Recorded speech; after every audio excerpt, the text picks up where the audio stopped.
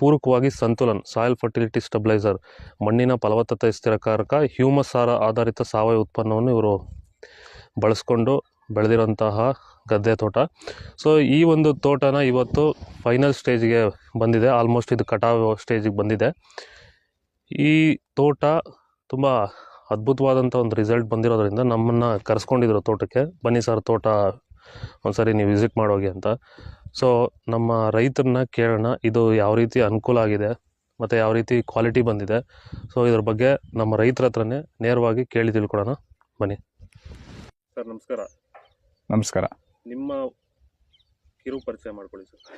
Sir, ನಮ್ಮ ಹೆಸರು ಬಂದ್ಬಿಟ್ಟು ಶಶಿಕುಮಾರ್ ಅಂತ. ನಾವು ದಾವಣಗೆರೆ ಜಿಲ್ಲೆ ಹರಿಹರ ತಾಲೂಕಿನವರು ಆ್ಯಂಡ್ ಗ್ರಾಮ ಬಂದ್ಬಿಟ್ಟು ಸಾಲ್ಕಟ್ಟೆ.